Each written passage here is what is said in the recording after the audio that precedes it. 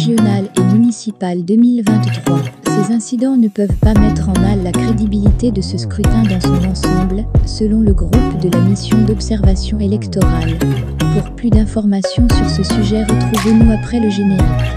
Mais avant de commencer, n'oubliez pas de vous abonner et d'activer la cloche de notification pour ne pas manquer nos prochaines vidéos. Bon visionnage.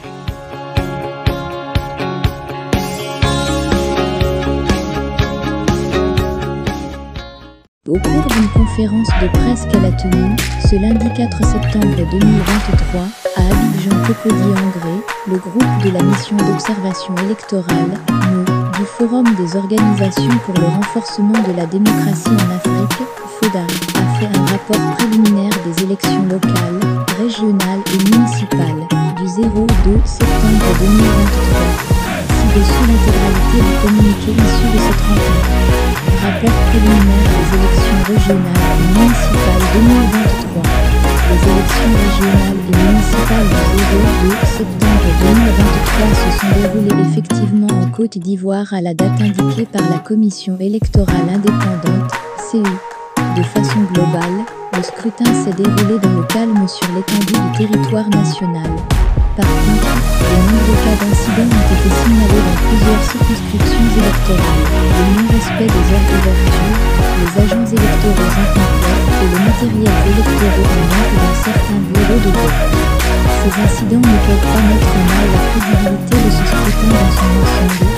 Le Forum des organisations pour le renforcement de la démocratie en Afrique, FODA, le Conseil africain des actions concertées, CAFAC, l'ONG Jeunesse Active et le Mouvement ivoirien des droits de la jeunesse, MIDJ, le MESNTIC, l'ONG Cœur d'amour en partenariat avec le Convention de la société civile, CSCI, ont organisé des missions d'observation électorale afin de couvrir ces élections locales dans plusieurs régions et communes.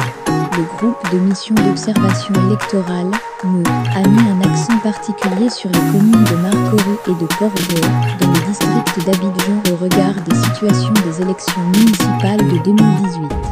En somme, nous avons employé 57 observateurs dans la commune de Port-Vaux sur les 167 observateurs accrédités par la Commission électorale indépendante, CEI.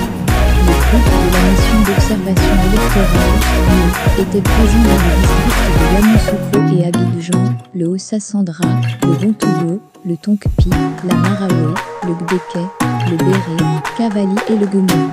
Dans les différents points de rapport de notre groupe mission d'observation de ce samedi 02 septembre 2023, les faits entraînant les contestations et pouvant entacher la régularité et la transparence du scrutin des élections régionales et municipales du 02 septembre 2023 ne sont pas récurrents et ne sont pas généralisés dans les différentes circonscriptions électorales, à savoir l'absence des agents électoraux dans le centre de vote à l'heure d'ouverture et un déficit au niveau du matériel électoral. De nombreux bulletins de vote prémarqués au profit de certains candidats.